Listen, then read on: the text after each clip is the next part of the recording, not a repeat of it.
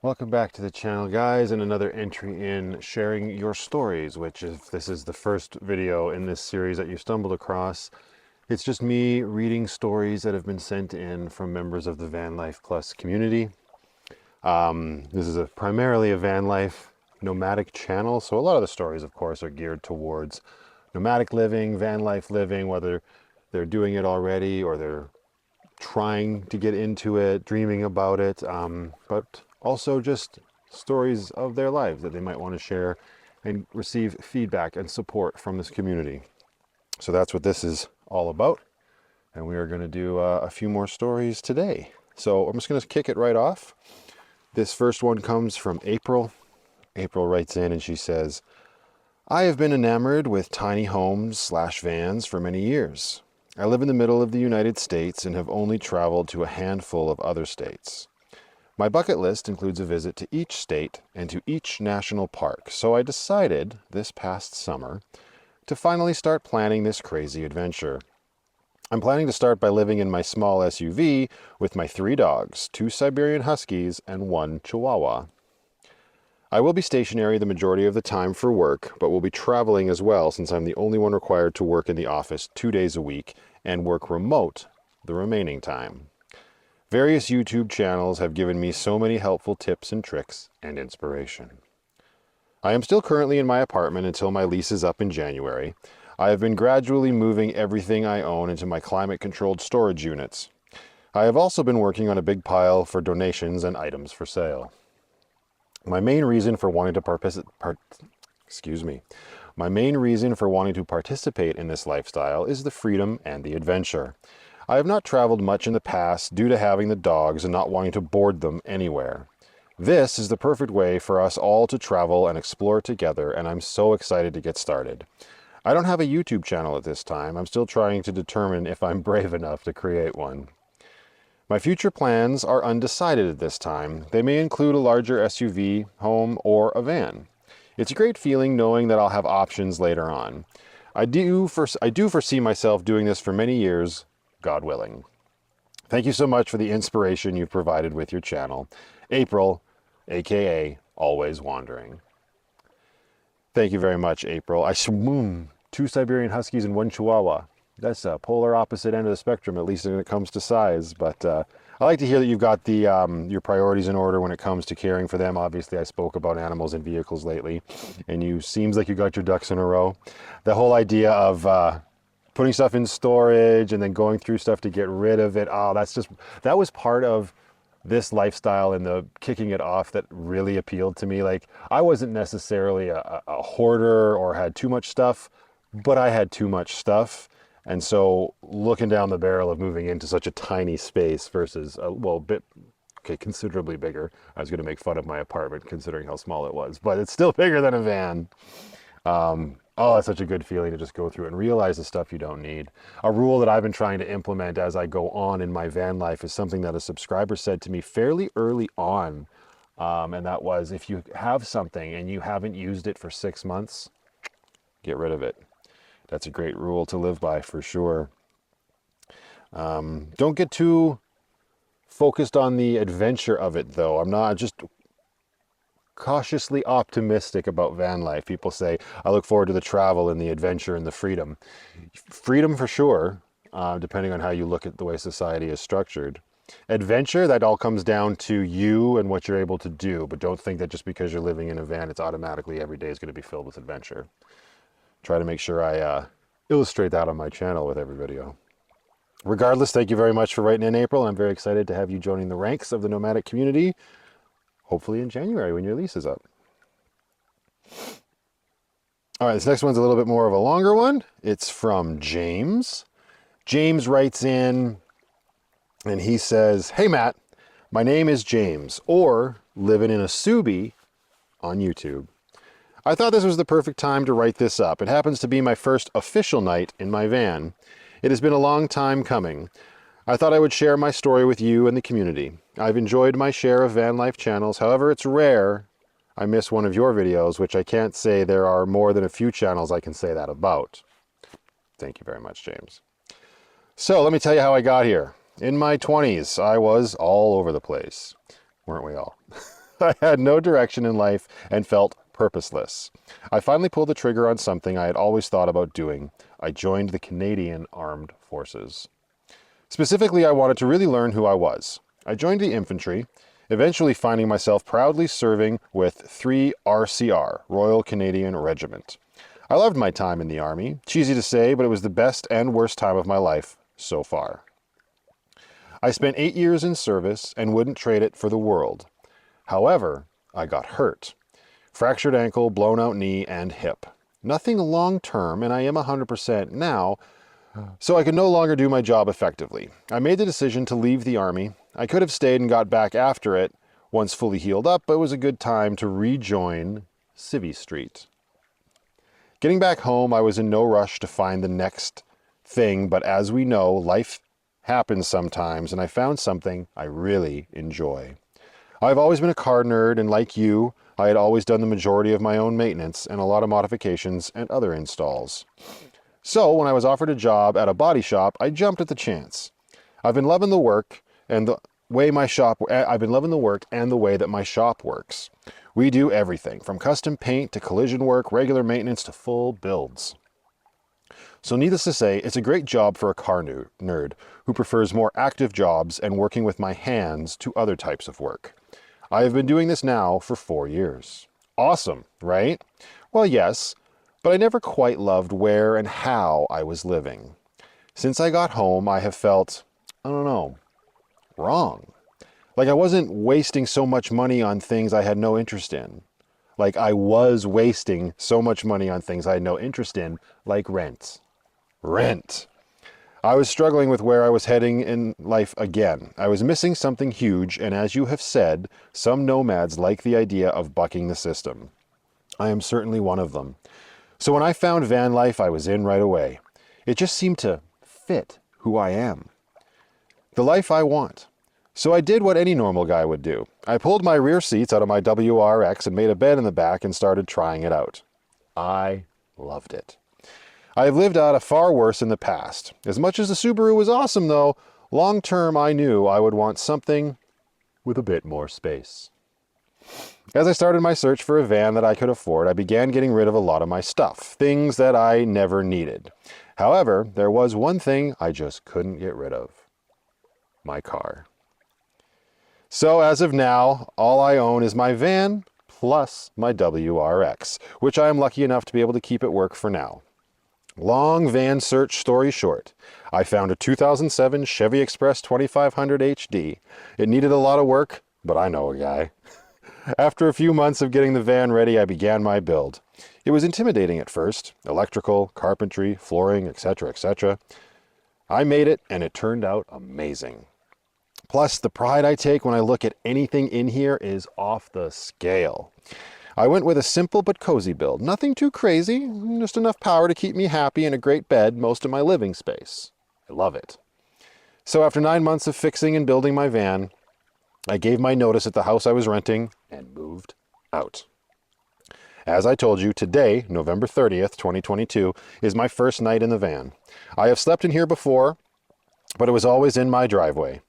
I already know I made a great choice. I decided to take back my life. I don't know how long I will stay in the area that I am right now, but for now, I love my job and I see no reason to not work as much as I can while I love it as much as I do. Anyway, my friend, that's my story. A kid from Ontario who joined the Army, loved living simply, and missed it too much when I went back to normal life. So I made my life what I wanted. On a side note, you, Matt, inspired me in a lot of ways. Your outlook of taking control of your life and doing what you wanted, it helped. I can't say I would not have been able to do it without finding your channel, but it would not have been as much fun. I will leave you with one thing. I live my life by it, and I hope you and others may find some use in this.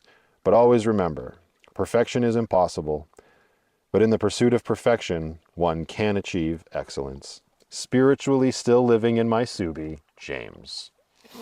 Thank you very much for sharing that story, James. Lots to unpack there in the sense. We got a lot in common, obviously. You pointed a lot of that out. The whole idea of building your van yourself, I feel like that's an exclusive group of people in this community. And there's nothing wrong if you have the means to just buy a van that is already built or hire somebody to do the build for you if you are incapable of doing that. Nothing wrong at all, but you're definitely missing out on this other side of living in a van. You get to build your house. And when you say you look around and there's so many things in your build that fill you with pride, that's exactly what I'm talking about.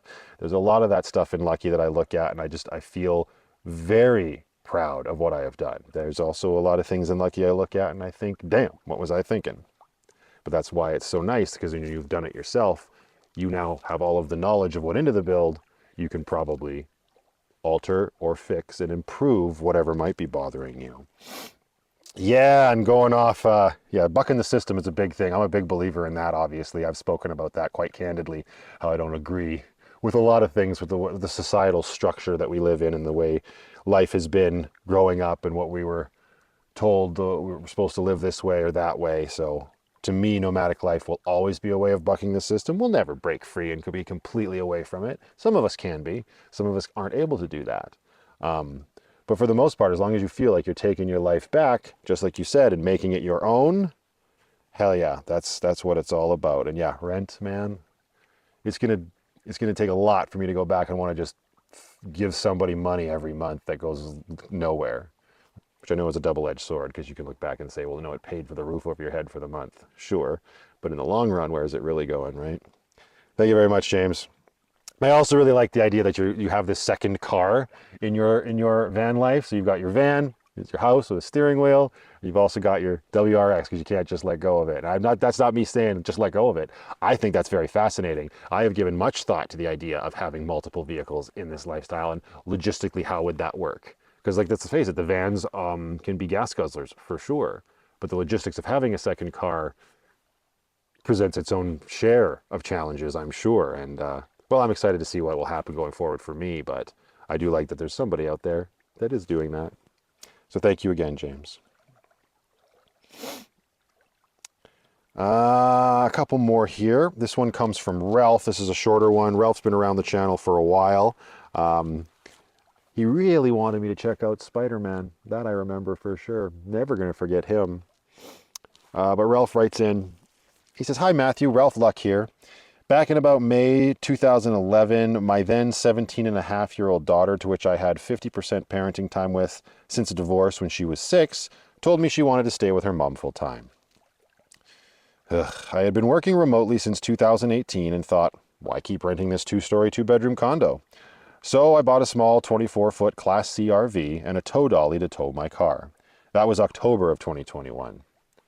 I think I said May 2011, 2021 at the beginning. My apologies. My daughter has not replied to my monthly texts telling her I love her, but me and a cat plug away in the RV and enjoy the freedom that this life offers. I just lost my job, so this should be a new chapter in my life, getting another remote job. I've always enjoyed your channel and following your life, as I am sure you know, following you for about a year now. I hope to start making better vlogs and can get up to your quality and subscribers, but I don't exactly come across on camera like you, so we'll see. God bless and take care, Ralph." Well, thank you for sharing your story, Ralph, and that kind of speaks to the previous 2 stories that I talked about, the idea of freedom, and you've got a second car as well. I'm sorry that you're going through that. I don't know your situation intimately or anything, obviously. But I do have some experience with girls of that age. I have a niece. I hope it's just a little bit of a teenage angst phase, dude, and she'll come back. She'll want to see her dad again. I think you did the right thing. You said, instead of just sitting there and being miserable about it, which was it's a crap hand to be dealt.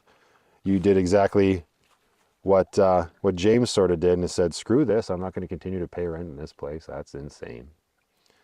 And there's another single dad out there doing the van life in his RV. There ain't nothing wrong with that, dude. Keep your head up.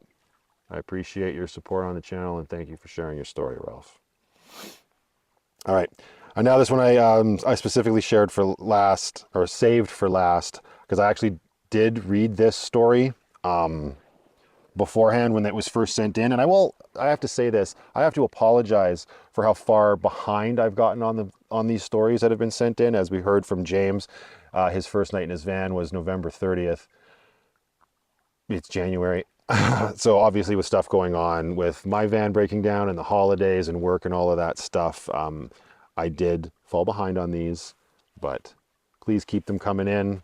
And I will try to stay up to date a little bit more. That being said, this was sent in a couple months ago, and I remember reading it here and on Instagram, and it was a very hard read. If you may want to click off this video. I hope you don't, because I think as human beings, we all need to be supporting each other and showing each other a little bit more modicum of respect. And this was just, it's a tough one, but I'm letting you know that I read it beforehand in case there isn't an emotional reaction that you're expecting from me. There was one then, but I don't know what's going to happen. I'm going to stop rambling, and I'm just going to read the story. Matt, I've been sitting here in Arizona watching your videos for the last few months. I just want you to know that you are changing lives. I lost my 17-year-old son Ethan in 2018 to suicide. He was my life, and I've basically all but given up on any future without him until recently. I'm from Manitoba, and I've been blessed with the ability to make money in real estate for the better part of my life, so financially I'm okay. I would give everything I own and live in a cardboard box for the rest of my life for just 10 more minutes with Ethan. Recently, my wife and I have decided to get out and travel, so we bought a tiny motorhome and applied for and received residency in Mexico, so we will be traveling across Mexico, taking Ethan's ashes with us. We started an Instagram page, Remembering Ethan, to help bring awareness to teen suicide, and any help you can bring would be greatly appreciated.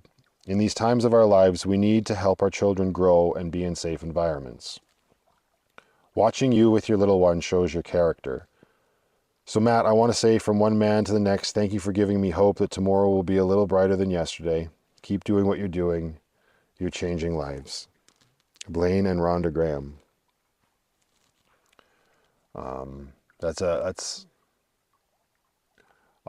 I don't even have any words for that situation. I'll absolutely share your Instagram in the description of this video. You guys can go over there and show them some support. That is just, that is an instance that no parent wants to experience. And you, from the bottom of my heart, have my utmost condolences for that. I don't even know if I would be strong enough to carry on like you two are. I'm so happy you guys have each other and you've got this plan and you're changing your lives and you're going down to Mexico and doing right by your kid. I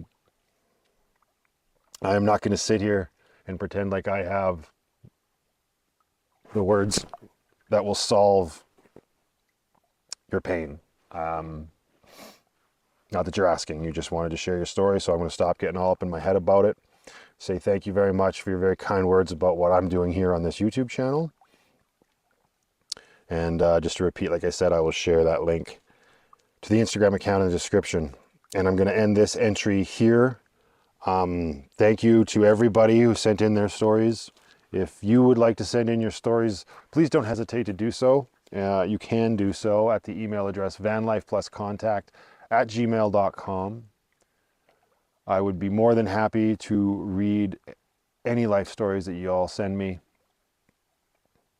And until the next one, just go out there, be happy, be creative, be yourselves. Most importantly, be positive.